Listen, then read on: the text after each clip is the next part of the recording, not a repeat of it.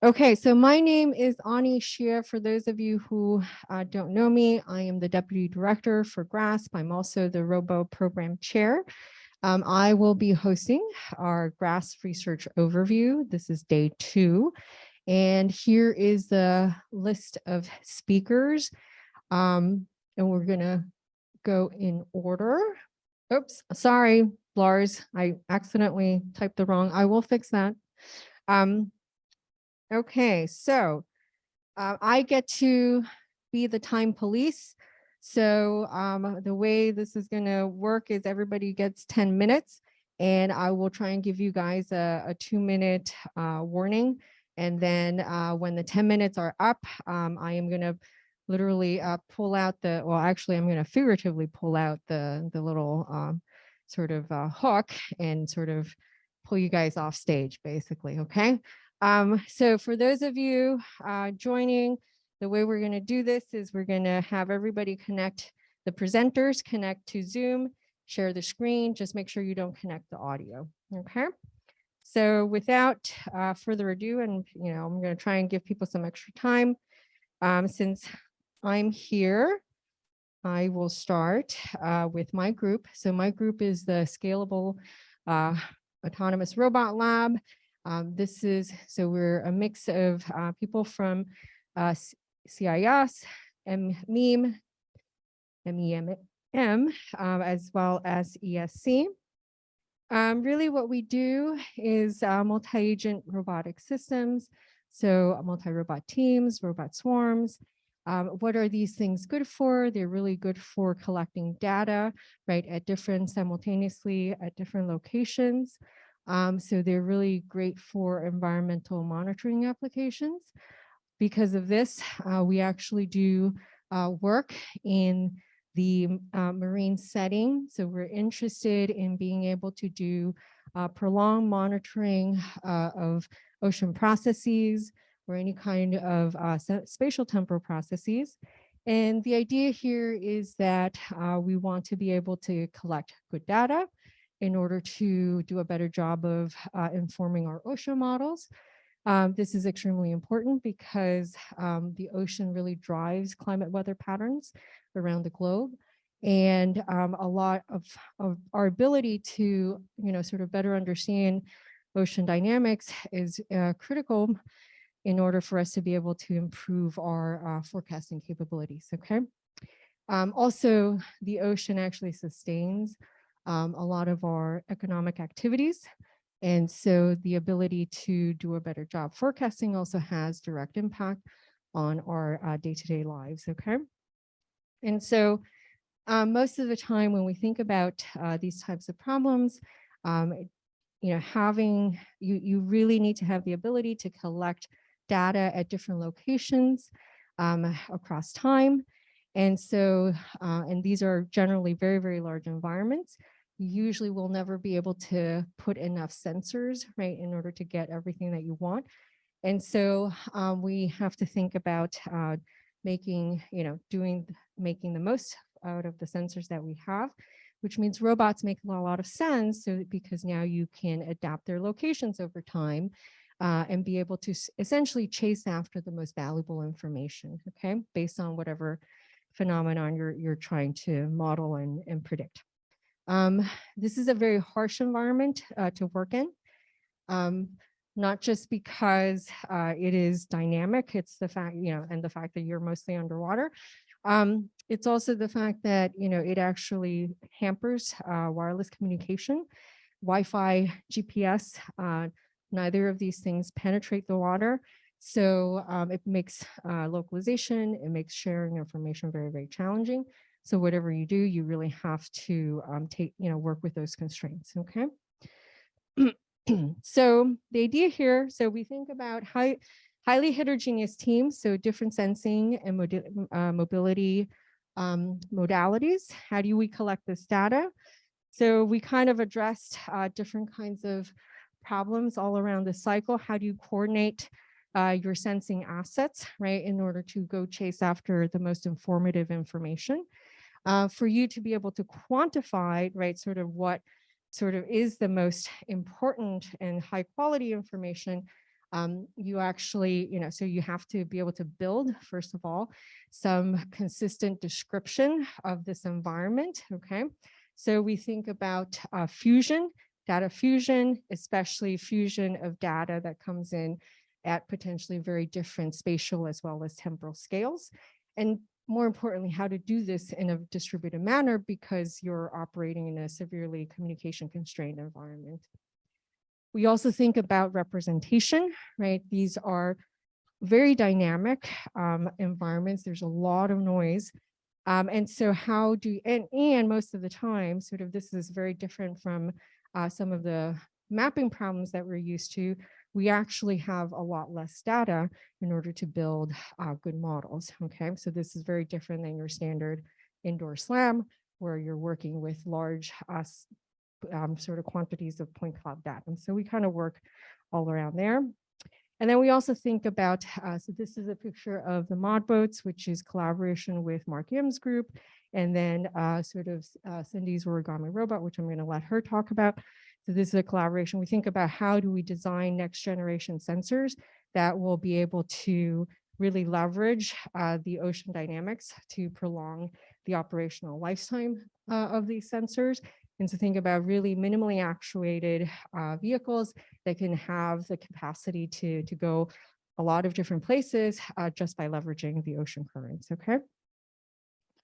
So let's see, I think I have a little bit more time, so I'm gonna go into a little bit more detail in some of this aspect. So when we think about model representation, in particular, trying to enhance our understanding of the dynamics of the ocean, we're thinking about this, right, in the sense of we understand some of the physics that drives ocean dynamics. We don't understand all of it, and we can collect data. And if we have robots who collect this data, we can potentially collect pretty high quality data, okay? But then how do we somehow combine, right, all this information that we have in a consistent way so that we can actually increase our understanding of the dynamics? And so when we think about learning complex dynamical systems, we really want to take an approach, and this is coming from the scientific machine learning sort of philosophies, like I really want ways that allows me to blend, right, sort of first principle mechanistic descriptions of dynamics. So think about ODEs, PDEs, and how do I blend that and enhance that with the data that I'm collecting, okay? And so some of this work has actually, so it's not just from a motion modeling perspective, it actually has a lot of relevance in robotics, right? For us to be able to do good controls, we usually have to have a good dynamics model. And so what we've shown is that, we can actually, so even in situations where the dynamics are extremely hard to capture, so think about sort of aggressive flights, these, where the stability or the ability of the quadrotor to do good trajectory tracking, right, ends up, you have to account for these higher order aerodynamic effects. Those aerodynamic effects are fundamentally very, very difficult to model. And so we can actually use, right, this idea of enhancing what we know about the physics with data to improve the model and actually get a really nice dynamic model such that we can wrap a standard MPC controller around it, okay? And we can do this. So this is the work by my graduate students, Kongyao Chi and Tom Zhang. And so here what they're showing you is like, not only can we do a good job of actually learning a good enough dynamics model such that we can just wrap a standard MPC around it, we actually have the ability to update the model, right, with data as things change over time. So in a little bit, oh, wait, does this not run? Oh, did you guys see Tom come in? Okay, I was like, I missed it. Tom coming in and putting the extra weight on the quadrotor, and then be able to see that you can, in fact, assimilate new data into this model. From an ocean perspective, this is extremely important because the ability to assimilate new data is what is going to allow us to do a better job of doing good predictions, in terms of weather forecasting and ocean forecasting, okay? We've shown that, if you, within this framework, you can think about learning swarming strategies. So if you have the ability to observe, a swarm of birds, then you can possibly, try to extract information of what the birds are doing in order to achieve that swarming pattern. Obviously, everything is happening in a decentralized fashion.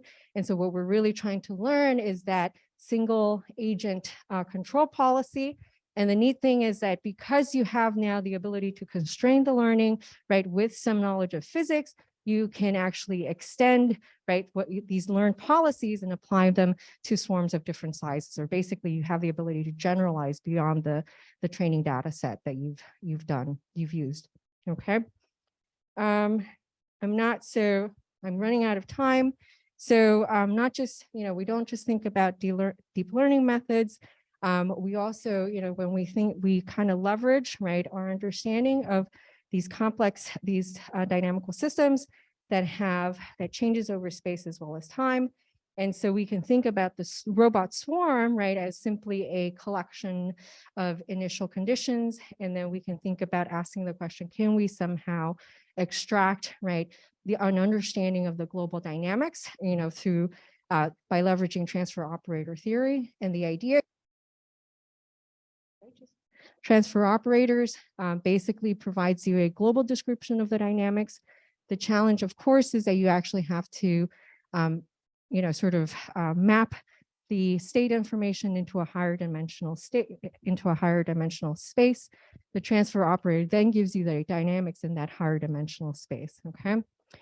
And so we do some of that. And so this is, again, machine learning, but we're actually thinking about this using kernel methods to be able to, extract the transfer operator information from the data. And this actually, so this is from I'm talking about swarms, but this actually has real ocean implications because there are certain,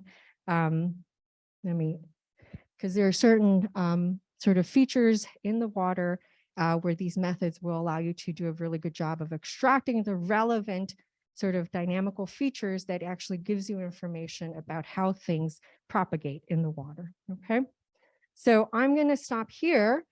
We also do other things. I, sort of invite you guys to come and check out our lab website, talk to my graduate students. They're here in the audience during pizza, and feel free to reach out to any of us if you have any questions or are interested. So next up. Well, hello, everyone. I'm Nadia Figueroa. I am one of the newest faculty at GRASP. I joined Penn this year in January. And my research is focused on developing collaborative human-aware robotics. So these are robots that can fluidly and efficiently interact with humans, as you can see in this video, where the robot is basically doing this handover task with a human, being able to adapt to the human's motion and to the intention. So before I talk about some of the work that I do, I like to explain the level of collaboration that I seek to achieve. Because if you look at a lot of papers in the literature, a lot of people use these terms, physical or human robot interaction, HRI, and when you start looking at the paper, it's different types of applications that what you're thinking about. So this graph, it's a well-known graph that really maps out the level of collaboration versus the requirements for like safety requirements and external sensors that are needed to achieve this level of collaboration. So at the very bottom, you'll see that this is kind of like you have a fence robot, so no collaboration at all. The robot is contained within a fence or a guard, and the human is working outside of that, so that there's no shared workspace. Then the next level of collaboration is the basically coexistence. So we don't have a fence anymore, but the human and the robot, their workspaces are not shared. Then we have sequential collaboration, where the human and the robot are sharing the workspace, but their motions are kind of like timed out in sequence. So they're not moving at the same time. And as you see, like it's highlighted there, this is the most collaborative applications that are in the industry today, and even in like service applications. And this graph was from 2016, but it's still to date. Like I've talked with a lot of people in the industry, and we still cannot reach those other higher levels of collaboration, which are basically, so cooperation is where the human and the robot workspace are working basically in the same workspace, and they're moving at the same time. They're working on the same parts. And then we have this like the highest level of collaboration, which is responsive collaboration, right? So now the motions are not necessarily timed. They're not following like a specific sequence, but the robot is now responding to what the human wants to do, what the action is, and all of these different considerations. And that is what that is what I call collaborative human-aware robotics, and that's the level of collaboration that I seek to achieve with my research.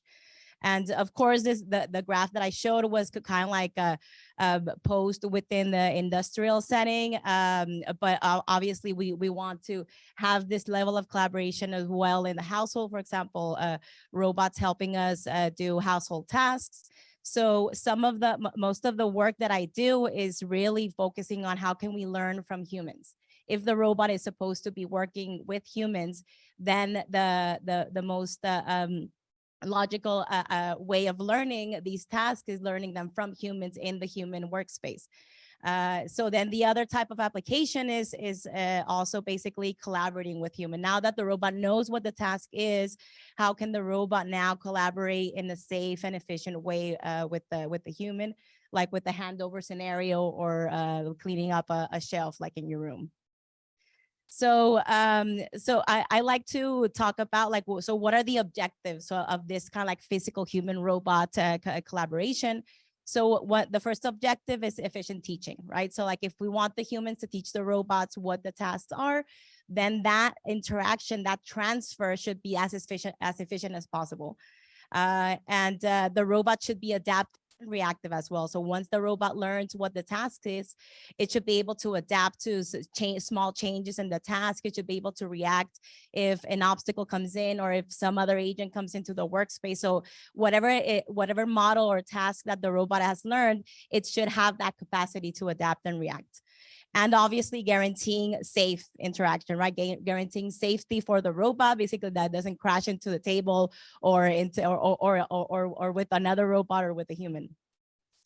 So obviously, like these two objectives of adaptivity, reactivity, guaranteeing safe interaction, we can use concepts from control theory that really help us achieve these. They help us ensure these type of objectives. And in the other objective of efficient teaching, that's where we can use machine learning, right? So we can use machine learning to be able to teach the robot what the task should be. Now, most of the machine learning techniques to date are very focused on using a lot of data and having really big models and deep models.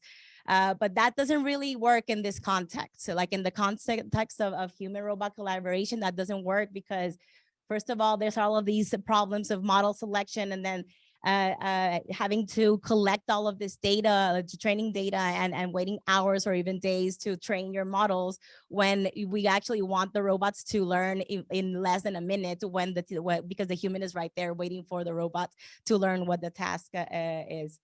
And obviously that very few works actually can ensure these robustness to changes and this kind of like a trade-off between reproduction accuracy and convergence guarantees. So within this kind of like problem of physical human robot collaboration, I like to think of these kind of like 3 pillars or requirements that we always need to think about and achieve for any human robot collaborative task, which is efficient learning, adaptation, and safety, right? So basically efficient learning, being able to learn a task with 1 or 2 demonstrations, not more than that. Like for me, that's the limit. That I don't want the human to be able to teach over and over again the same thing when all the information of the task is already there. If we use all the sensors and if we use all the data that is given, and also adaptation as well. So like if once the robot learned what the task is, like here we taught the robot to follow this track on the floor. If it's perturbed, for basically moved away from the track, then it allows this perturbation, and that's kind of like inherently being safe with the human, but going back to the track. And then obviously safety. If the robot is doing some task, then we want the robot to always try to avoid colliding with these dynamic obstacles with humans in the workspace. And here you can see another example where we have two robots and we have a human, and they're tracking two targets going into each other's workspace. So this is the type of research that I'm focused on, and that I've developed from my PhD to now, and working on and now with my new lab. So this is the only really technical slide that I have. And this is just to explain like how I achieve this. Okay, so how I achieve this is basically using this kind of like dynamical system-based learning from demonstration, where we define the task of that the robot should follow as a dynamical system, like Ani was talking about. But now the robot system has its own dynamics, but the task can also be modeled by a dynamical system. So this is cool because then we basically have a representation of the task with a closed form solution. So we kind of like have a vector field that represents the task, and we can then do really cool things like having robots catch objects in flight, because this is a closed form solution that it's really fast. It has a limited number of parameters that can be learned from data. And then the robot can basically adapt, right? Like it can adapt to these kind of like adversarial perturbations. But it can also allow more intentional perturbations, right? So like where the human maybe wants the robot to do something else, so like pick another block instead of picking this one. So yeah, and then here obviously like this is scalable to multiple robots. Yeah, so I have 1 minute. I can show this cool thing here. So here, this is like some newer work that was just accepted at Coral, where we actually now added a sensor state that you can see here in the camera. So now, apart from the state of the robot, what we introduce is the state of the object, or some sort of like sensor that represents the task. And we can actually have the robot kind of like learn that this is a constraint. And if it's perturbed, then it'll kind of like go back to this inspection task. So we have kind of like an inherent recovery if it's when the robot is subject to these perturbations. And here you can see another example of the same algorithm, now allowing the robot to scoop a material from one bowl to the other, but allowing all of these different types of perturbations and being able to adapt to them. So just quickly, so my lab is quite new. Like I just got it literally like a month ago.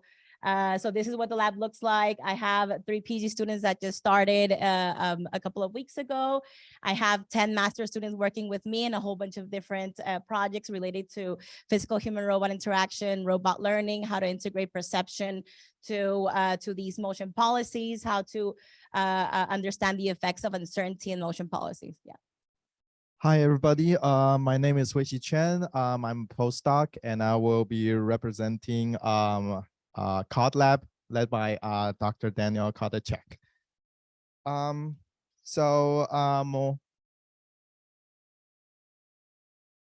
it's a little slow.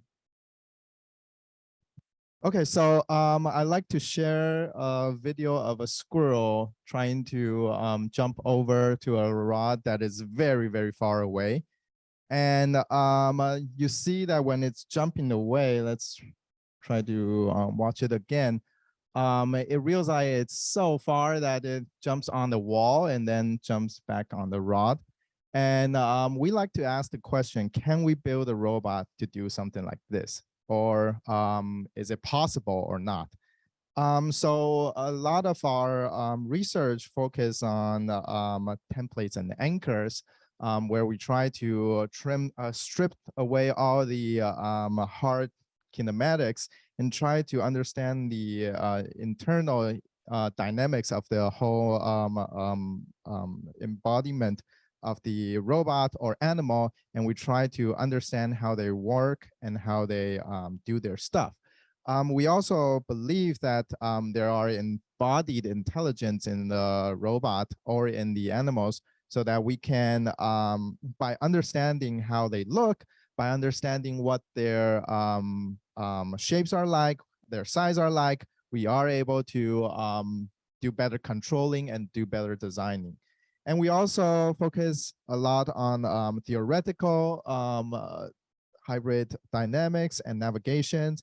And and last but not least, we try to apply what we learn from all these theory into the real world. So let's talk a little bit more about templates. Animals, for example, like kangaroos or cheetah, they run very differently. One uses bipedal hopping, cheetahs use quadrupedal, or like a running. But if you strip away all the hard kinematics, animal really behaves like a pogo stick. So it's a mass on a spring that is able to hop and hop and hop. So here I show you a figure of a ball on a spring, and it can hop forever if there's no energy loss. And so this sort of motivates our control. We want to make our robot to behave something like this. And so we started by thinking, is it possible to realize simple dynamics in robots? And here Shane started to starting to modifying our Tangiboa robot, which is a bipedal robot that has a tail, and by actuating the tail or by regulating the tail, we are able to make the bipedal robot do a steady state hopping. So you can see it's running away.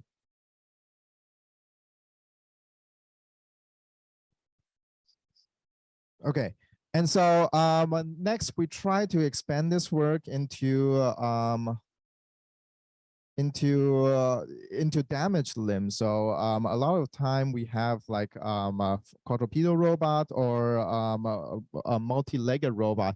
What if we have a leg or legs that are not working, that are damaged? Is it possible to still have the robot perform a dynamical behavior so that it can fastly go to finish the task? And so we don't need to worry about it dragging its battery life and then it just break down in the middle of nowhere. A lot of people have think about this and done works on this, but we're trying to do it in a more template kind of way, so that this idea, this work can be expanded to not just a specific robot, but any type of robot that has a limb damage. Next, we think about how to transition between different states. So we have steady states that are working, robots working in steady states. They do one behavior really well, really good. Is it possible to have some sort of guarantees by composing different kind of steady state behavior?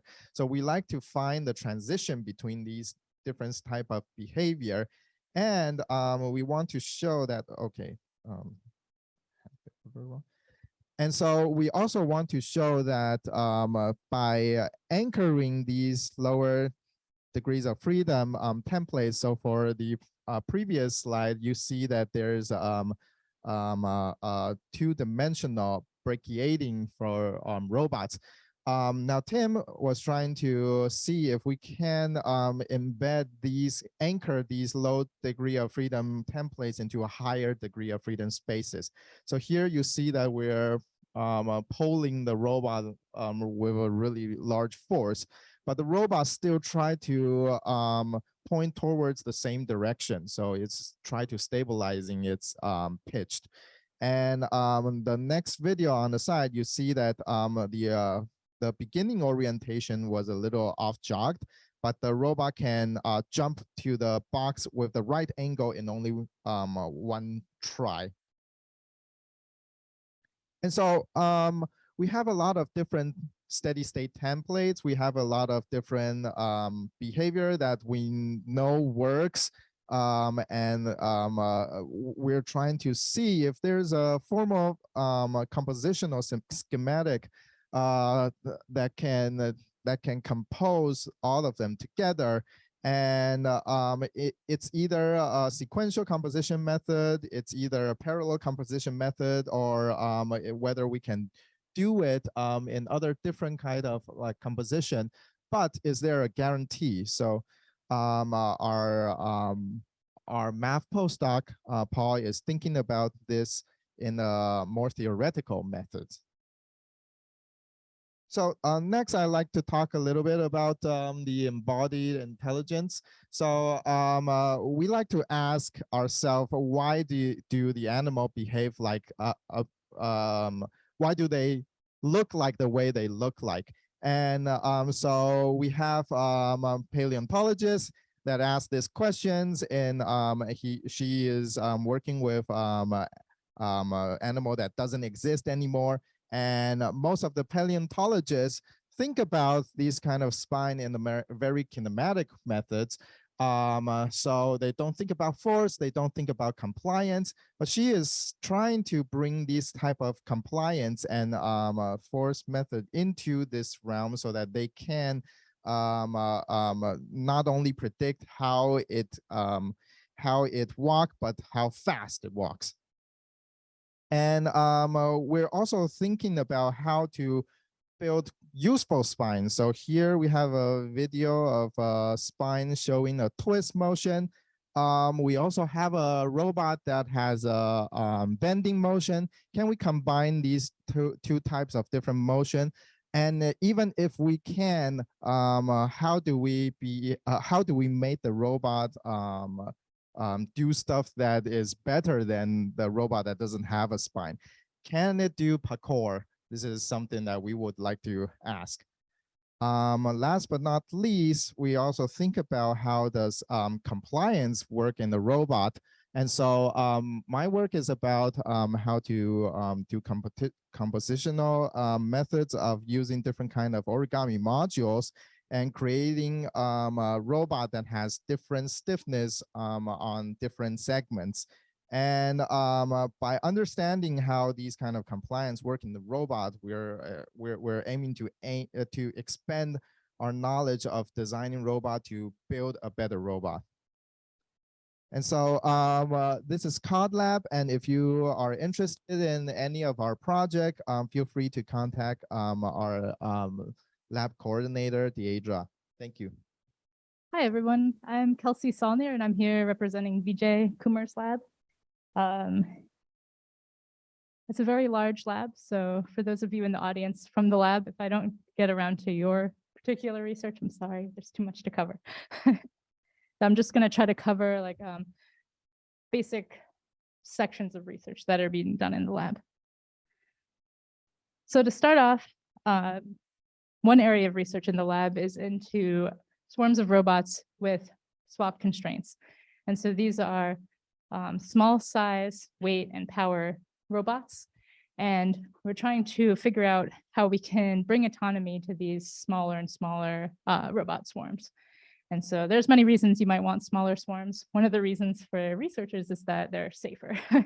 A small robot flying around, if it runs into something or someone, it's much safer than the large robots. And so this area of research involves developing new small robots, developing different combinations of robots to form swarms, trying to scale up the number of robots we can have flying simultaneously, which involves network problems because you start filling up your wireless bands, and also a lot of battery swapping and things like that. But also the development of new machine learning algorithms that these swarms can use to make decisions about where to go and how to cover an environment, or what sort of information is good to be communicating with each other. Basically, many different applications for machine learning in this area. Another big section of research in Vijay's lab is the semantic mapping and exploration. So semantic maps are maps where not only do you try to figure out where all the matter is around you, but also what is it. So if you look at the center picture, the kind of purple one, in that one they've labeled leaves, kind of reddish, and then there's tree trunks, and then there's ground. And you try to figure out what things are in the environment around you. And this helps you build context and also allows you to store your map more efficiently, because you're actually storing the information that a person might want to know about the environment. And so we've been doing an application with the semantic mapping in the forests.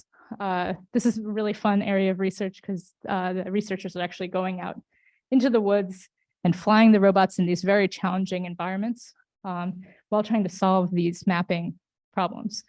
But another area where this will be useful is in agriculture. There's a big push for IoT for ag, which is bringing the technology of robotics and Internet of Things to agriculture. And that bottom picture is showing is maybe you have a bunch of very low power sensors distributed in a field, and you need to have a group of robots go collect data from them. And so that will involve problems of task assignment and coverage with large groups of robots, whereas the semantic mapping aspect has more problems where usually the semantic labels are generated via machine learning. And so there's a big problem of how do you decide where to go to find more information? You need to have a model of what you might see there and how that might affect your knowledge of the world. And this is pretty much an open question still in machine learning of how different views might affect your classifications. And all right. All right. So the last area that I'd like to talk about is the resilience of heterogeneous mobile robot teams. So there's some semantics here as what is a team versus a swarm. Usually I think of it as like a swarm is very simple robots, and the team has more advanced robots, but can argue semantics here. But resilience is the idea that a system can recover from failures or perform well in situations that weren't really predicted in the original scenario. So maybe if you have a long-term system, the climate can change. There could be blockages, for example, in the road. And how do you make a system that can recover when it encounters these pitfalls? So one area that we're working on this in is perimeter defense. So if you have a set of robots that are charged with defending a perimeter from possible invaders, how do they figure out which robots go where? And how do they track and detect the invaders? And so one thing that's really interesting here is many current robot systems are either homogeneous, like maybe the Amazon robots, or they're very specialized. And so there's a big area of research in what kind of heterogeneity matters in these systems, which ones are going to provide you with greater resilience. And once you figure that out, how do you model this,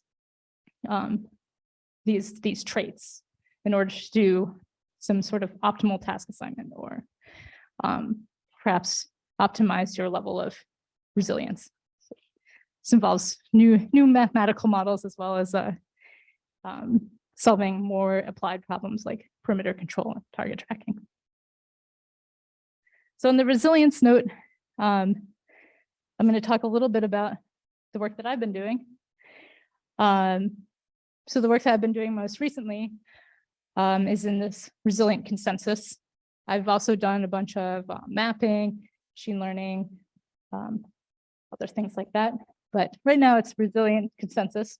So if you look at my little cartoon up here, you have a central robot that's green, and it's receiving information from its neighbors.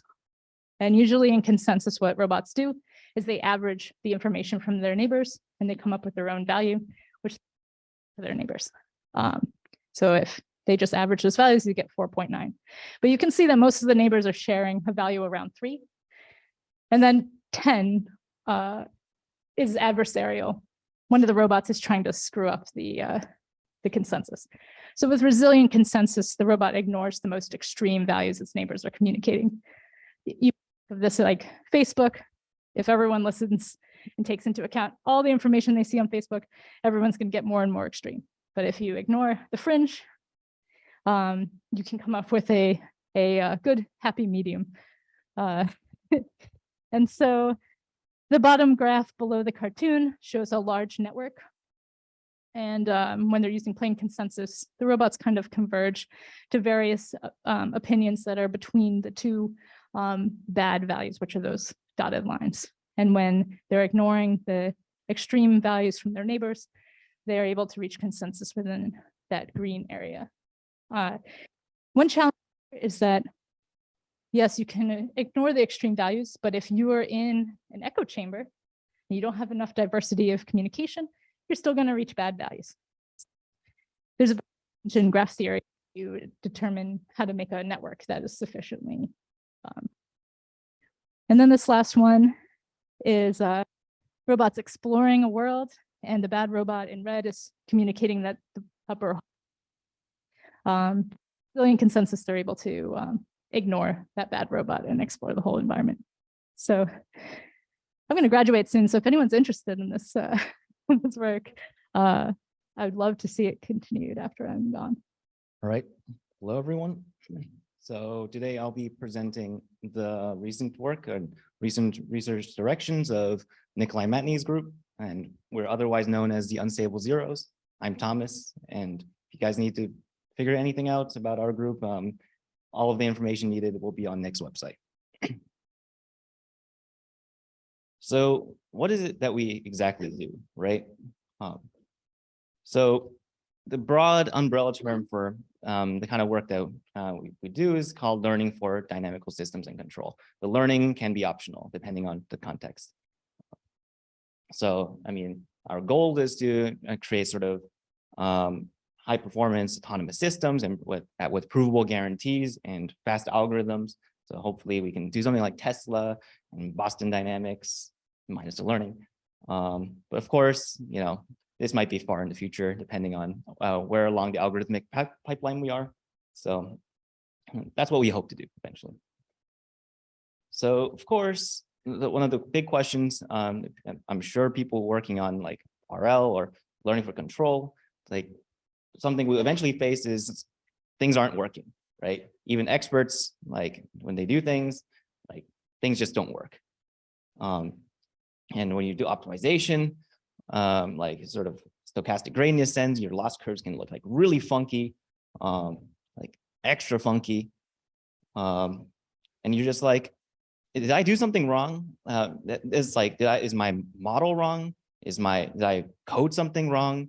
Did I do something mathematically wrong? And I mean, the burden's now on you to figure out what's going on. So therefore, we like to claim that we do learning for dynamical systems and control, but the whole field is not that easy. In particular, learning a precise solution may require too many data points, and we would like to characterize when and where that happens. And we also would want robustness in general, right?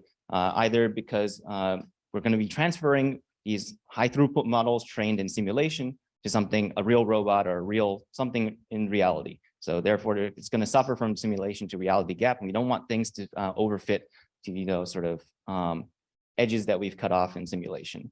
And of course, there's also the issue of compounding errors in sort of reinforcement learning or imitation learning, where and I'll talk more about this later, but errors between your policies will compound over time and cause things to fail, even if your optimization gets to a very low loss.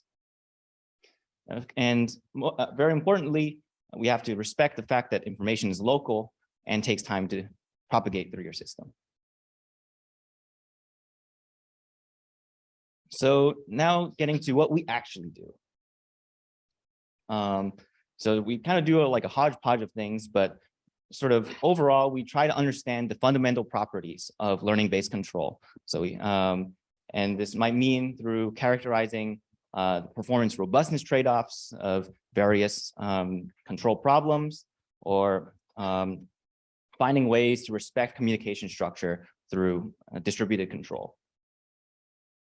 So this leads to ideally rigorous theoretical guarantees.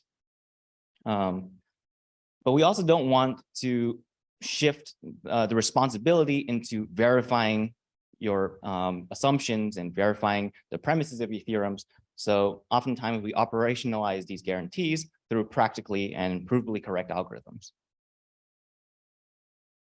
So I'd like to discuss one side of the work that we do, which is characterizing the fundamental limits of learning for decision and dynamical systems and control. It's really important for us to understand how the data efficiency of learning algorithms are affected by your dynamics, such as the stability of your system, how controllable it is, like if you have low control, very uncontrollable nodes, and observability of the system, and so on and so forth. And in general, unfavorable dynamics will lead to fundamental lower bounds on performance. You'll have to do at least this bad. So a sample of the works that we've done in this space, for example, is that without a priori knowledge of your system,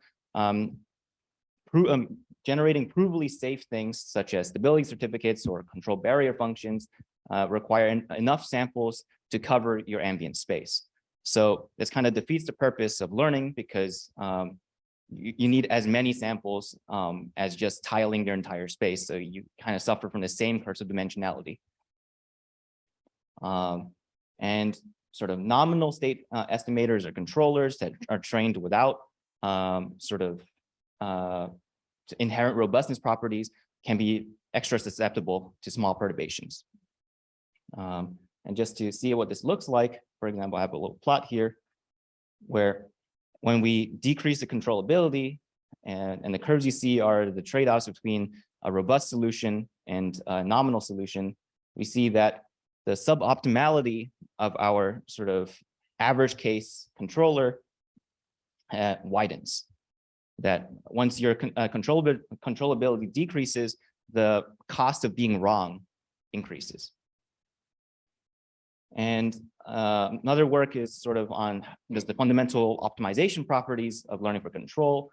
And one of our works shows that our policy gradients get less precise when your system is noisy. The signal to noise ratio decreases.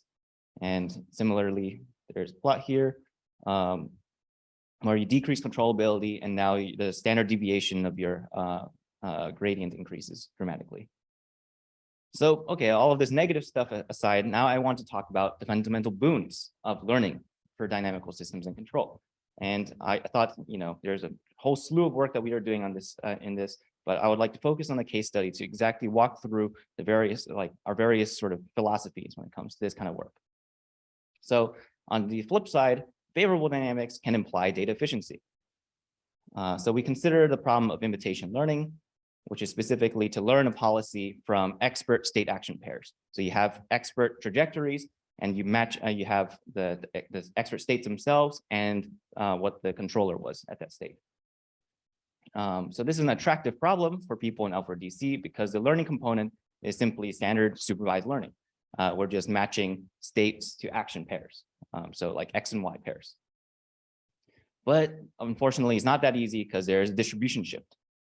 The test distribution, which follows the trajectory generated by your learned controller, is just fundamentally different than the training distribution, which is over the expert trajectories. So this might lead to compounding errors.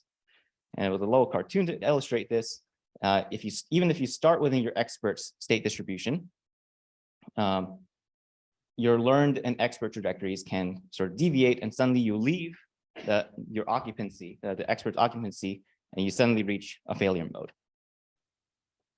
So our question is, when does low training error imply low test error? So I don't want to talk too much about math, but we quantify the robustness of expert through a well-known stability notion. And this implies that we can write the gap, the invitation gap, in terms of this controller deviations. Unfortunately, there's sort of a recursive relationship where your right-hand side depends on your left-hand side. And it's also evaluated on your learned trajectories, which is not something we have at training time. So it's all controlled by this gamma function, this increasing function. So the general idea is that we want our controller losses to be small enough such that we persistently stay within the tube that you see in this little cartoon. So when it comes to very, very robust systems where your gamma function decays extremely quickly around 0, then it turns out behavior cloning, which is the straightforward thing to do, is sufficient. And when you have a less robust system, and this actually includes control applying systems, so very common, you need actually both behavior cloning, and this is a novel part, you want to also match the Jacobian. So we've, through theory, found something like a very new insight, which is that you also want to clone your Jacobians. So this leads to a pseudo theorem here. And just a simple video to show that our algorithm just works. You see that all these sort of Majoko guys kind of fail with the naive algorithm, but with our algorithm just persistently keep going. And yeah, it works.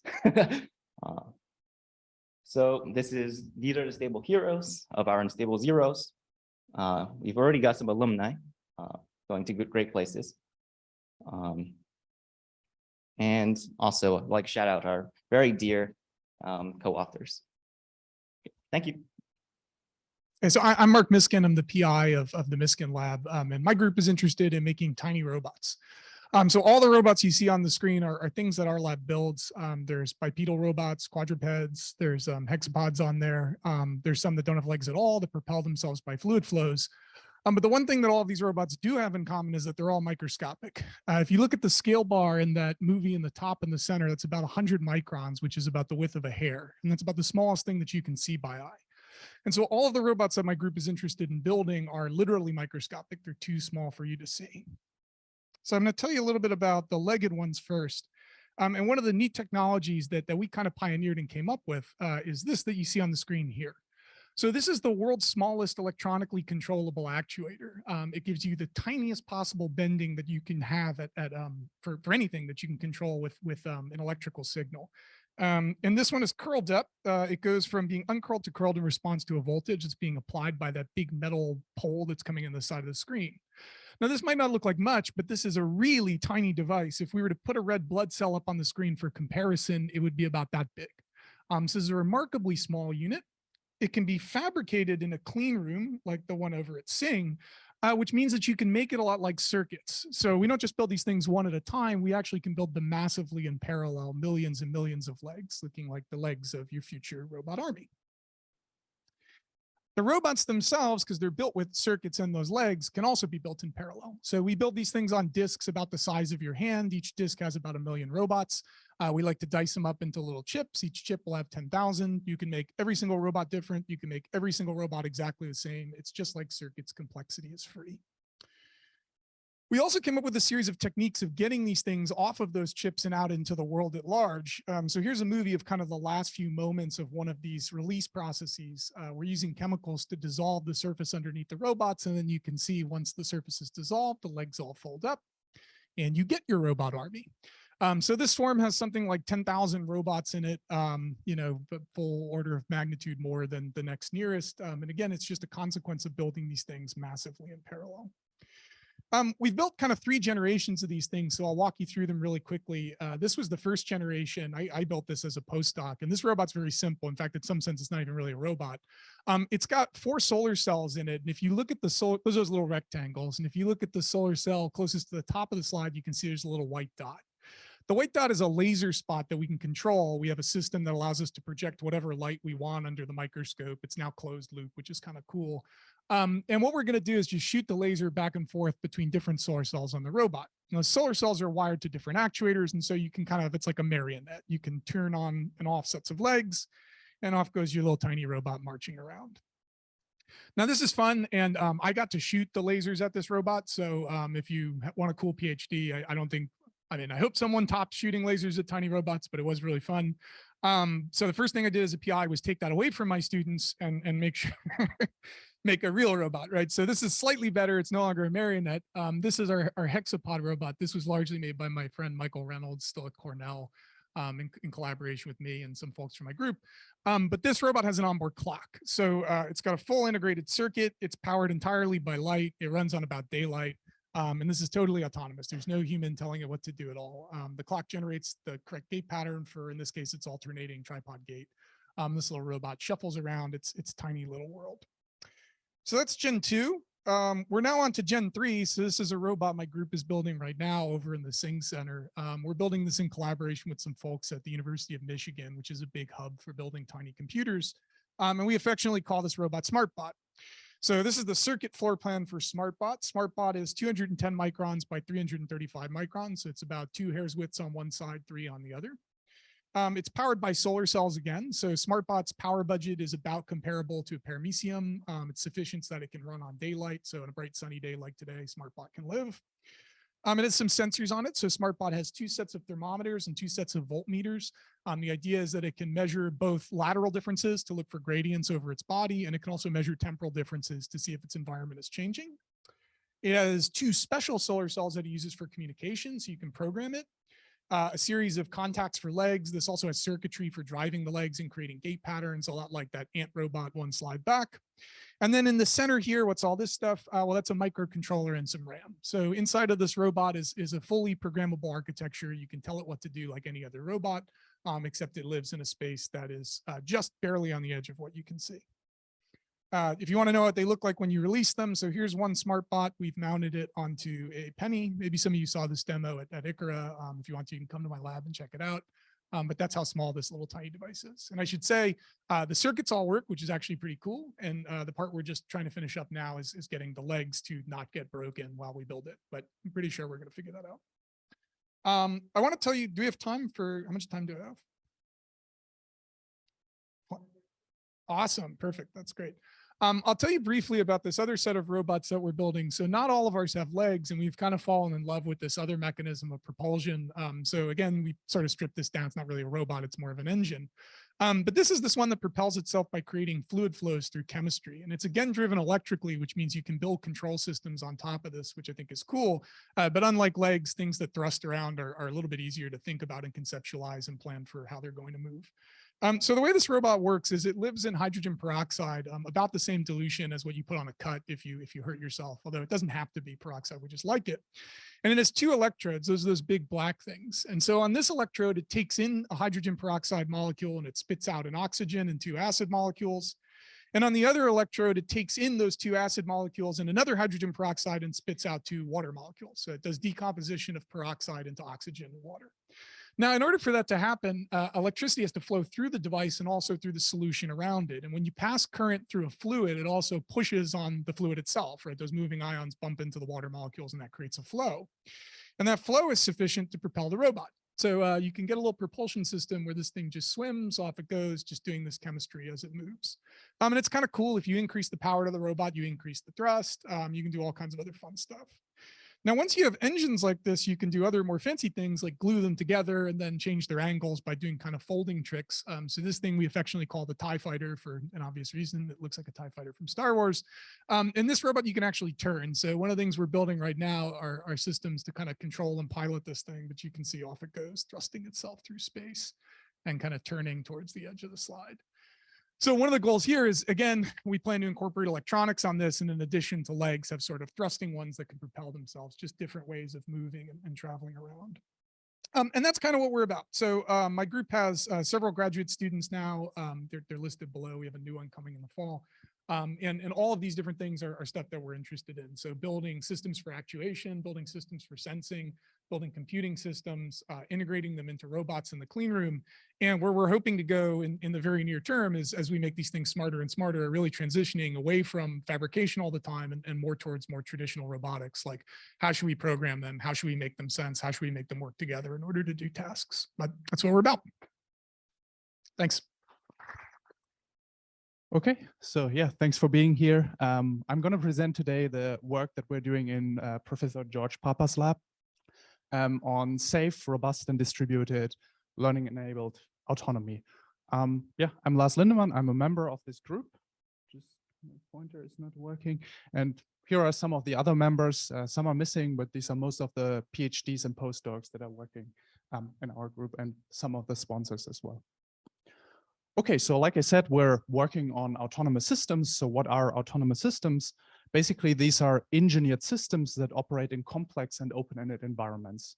So they perceive the environment and they reason and learn from data in order to achieve complex tasks, in order to basically improve life for us, right?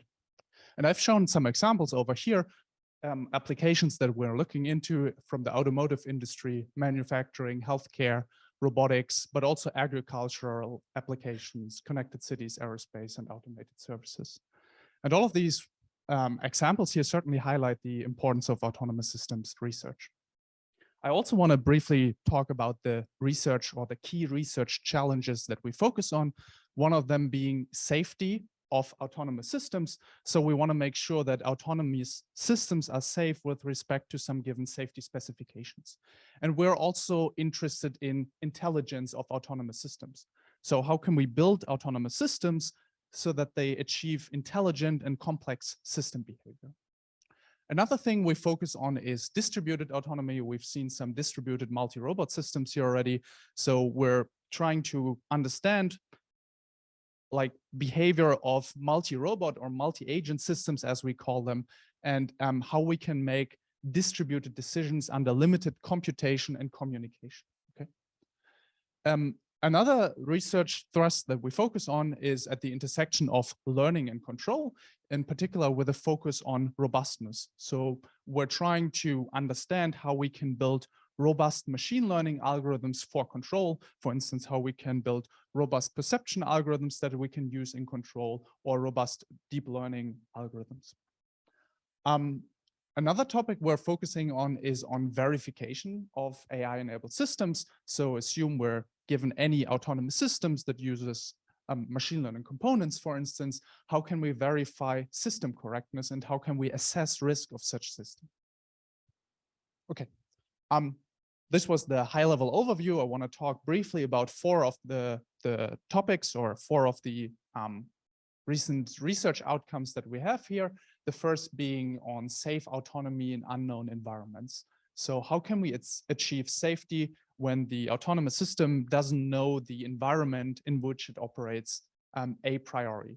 And naturally, in order to deal with that, we need sensors, right? So we have sensory data that we feed into, for instance, neural networks, in order to make sense of our environment, right?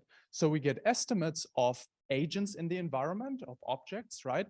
And we also get estimates of the class labels. For instance, is an object that we sense there a chair, is it a dog, or is it a pedestrian, right? And we get that with some probability delivered to us. And we use this to build maps, semantic maps of the environment that we then feed into the planning and control algorithms that we design for safe and risk-aware planning. One video that I want to show here is we have a single drone with a limited field of view, and the task here is to basically avoid certain security drones while eventually inspecting the car and then meeting with another drone over here. And the obstacles here and also the goal regions, they are, like I said, uncertain, their estimates are uncertain, and their class labels as well, so that we online may need to replan as we gather more information. And we can also do this in a multi-agent setup. So let's say that we have 3 drones over here, and we have a set of specifications, again, to avoid certain drones, to visit certain areas, maybe even periodically. And then we do a distributed planning design here to derive plans for each drone to achieve the overall task. Okay, the second topic I want to talk about is about distributed and resilient multi-robot autonomy. And our goal is here, or we're starting with basically N robots that are given to us. And our goal is to use sensor information to track evolving phenomena in the environment, okay? So what we want to do is we want to design control policies for each agent such that some objective is maximized, that for instance encodes mutual information, entropy, or a probability of error with respect to our tracking objective. And this is subject to our own robot motion model. So if we have a drone, this will be described here, as well as the target motion model, what we basically want to track, as well as our sensor information model that couples our information with the two other types of models that I talked about. Okay. And we have an example over here. The video is quite long, so I'll just skip a bit of it. That didn't work. So here, basically, these 3 drones, they want to track the 5 ground robots. And as you can see, they're flying around, and the size of these red circles here indicates how much or how good our information about the position of the ground robots is that is gathered by the drones. Third topic about robust deep learning. I mean, as you all may know, we use a lot of different neural network architectures in autonomy these days, but we also know by now that they're fragile. For instance, here, if we put some stickers on a stop sign, then a perception algorithm may basically be fooled and may misclassify it. A famous example over here is also panda image. And if we put some small noise on top of it, the resulting image really looks the same to the human eye, but the perception algorithm will misclassify it. And we're basically interested in understanding how this affects planning and control in safety critical applications. One way of doing this or addressing it is to, like I said before, train robust classifiers. So we're using our clean data, and we may perturb it during the training of the classifier to obtain robust perception algorithms or robust classifiers in general. Another step is, or basically to go one step back, is to not train robust classifiers, but maybe to be interested to quantify the robustness of a classifier that was already trained. And in fact, we have shown that one can do so by using quadratic constraints and by solving semi-definite programs. So you get Lipschitz constants, for instance, for neural networks. Lastly, I want to talk about verification of learning-enabled systems. What is system verification? Well, it's very simple. It's basically answering the question as to whether or not a given system satisfies a given specification, okay?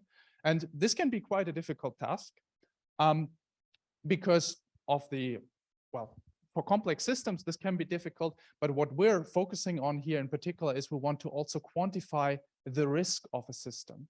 So we may be interested in assessing the severity of rare outcomes. And this is certainly motivated by, for instance, autonomous driving applications where we know that autonomous cars may be safe for most of the time, but there may be rare instances where the car is not safe, right?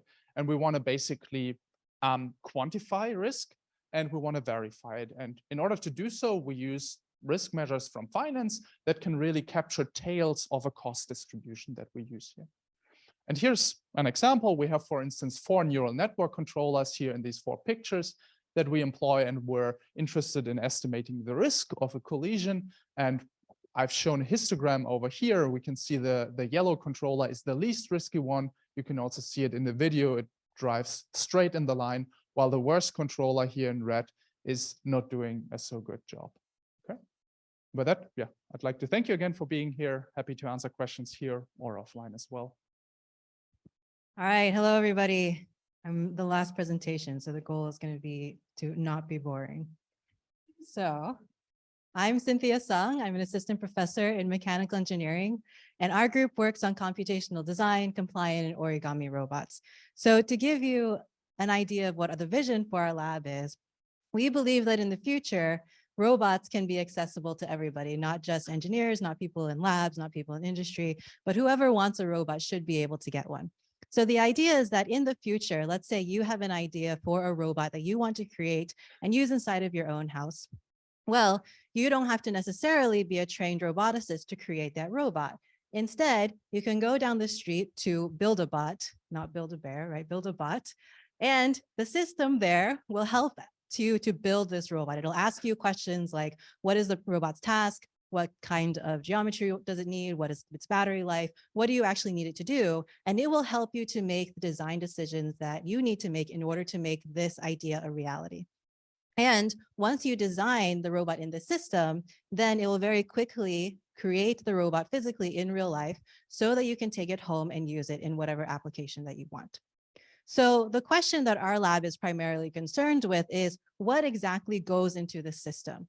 So if we want to create computational systems that can create arbitrary robots, well, first, we need a robot representation, right? So normally we represent a robot as a graph. It has links, it has joints, it has geometry, it has mass, all sorts of things that go into the actual robot design. We also need to know what exactly is the robot supposed to do. So we have a task representation, which includes information about the environment, the objective, whatever it is that you are using to measure whether or not the robot is actually functional and does what you want. And then if we have all of this information specifying the robot design, then the design problem is basically an optimization, right? We want to maximize the objective over the space of robot designs subject to physics. Easy, right? And now we're done. Of course, solving this problem isn't exactly easy, right? And so what we're trying to figure out is what are the underlying algorithms that go into solving this problem? How do we represent the robot? And then how do we make sure that all of the constraints and objectives that we put into this problem result in a functioning physical system? So one of the things we do in the lab is we build interactive interfaces where we can see how people engage with the engineering design process. So this is a program that we call Build-A-Bot, right? Where people can click and drag pieces from a database of parts on the side. They bring it into a 3D workspace, and the system will help them to figure out how to connect these parts together. It'll check geometric and kinematic constraints. It'll suggest controllers, and it does a very basic simulation so that it can show the person in real time how changes in their design result in changes in performance. So this is software that we're actively developing in the lab. One of the things we're interested in is how can we explore and how can we extend this software further to deal with more complicated robots. And then on the other side, we're also collaborating with psychologists to figure out how can we improve the user experience and how can software like this help people to do interesting design work. So Christina Wilson, who's pictured in the corner, is a psychologist who helped us to do a user study at ICRA in May. And we collected data about how people interact with the software so we can track when they add parts, when they delete parts, when they modify the design, how often they spend, how much time they spend in the design, how much time they spend on the controller, how much time they spend testing. And so now we can figure out, or we can characterize how humans engage in the design process. Our goal here is twofold. One is we want to kind of learn behaviors that the humans are exhibiting so that we can try to figure out how we can take those behaviors and then use them in more intelligent algorithms in the future for completely automated design. But we're also trying to characterize what kind of behaviors humans exhibit when they get stuck so that now future software can also provide suggestions and help people out when they don't know exactly what they're doing. So in this project, we're actively looking for people to help with doing more user studies so that we can collect more data about how humans engage. But we're also interested in further developing the underlying software to do more complicated designs. So one of the particular questions that we're interested in is how does the actuator interact with the design? And this is something that doesn't necessarily need a human to come in and verify because there are specific rules of physics that tell us whether or not the actuator is okay, right? So Dongsheng Chen here is a PhD student, and he's looking at what is the interaction between the kinematics of the structure, the mass distribution, and the actuation requirements in terms of velocity, torque, and how do those actuator requirements propagate through the electronics to basically give us constraints on the entire design. So he has this iterative algorithm, which basically looks alternatively at the design and at the electronics, actuation, and sensing to try to put together an entire design for a functional robot that then you can fabricate.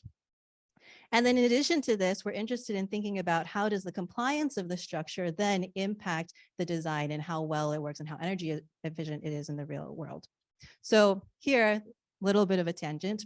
One of the places where we've gotten a lot of inspiration is from biology, where we know that there are actually hierarchical actuation structures in organisms. So in your body, you have large muscles along the length of your spine that control your bulk motion, but you also have local muscles that control the stiffness, right? And the combination of those creates a more energy efficient gait for you, depending on what kind of ground you're walking on. So one of the things we're interested in is if we want to create more complicated and more capable robots, can we take advantage also of combinations of local and global actuators? And how can we compute around those types of systems to create more energy efficient robots? So this here is a compliant manipulator arm where we've analyzed it, and we've basically shown that there you can write an analytical expression for the kinematic, for the forward kinematics of the structure, taking it into account the stiffness distribution. And what that means is that if you want the structure to achieve a certain type of equilibrium position and a certain stiffness response, which impacts its dynamical response, then you can solve for the ideal stiffness distribution using gradient descent, which means that we can now use these sorts of rules either in real-time control to adjust stiffness on the fly, or we can bring these back to our computational design software and use optimization-based approaches to figure out for a particular robot, what is the compliance distribution that that person might want to use. So in this space, we're doing a combination of simulations, but also experiments. So what you're seeing here is an example of a tunable stiffness structure that the students have been working on to try to verify the models that we've been working on. And along the lines of design, we can then take these ideas and apply them to highly dynamic scenarios where we can now think about, well, how does the body of the robot interact with its actuation? How does that interact with the controller? And try to create more energy efficient systems that can then do a variety of tasks, such as underwater swimming, which is a project that we're doing with Ani's lab. So that's a broad overview of the sorts of things that we work in our group. All of this work is, of course, done by our amazing students who are pictured here. And if you are interested in these sorts of projects, we're always looking for bright and enthusiastic people who are interested either in the computational side, who are interested in design, or who are interested in fabrication.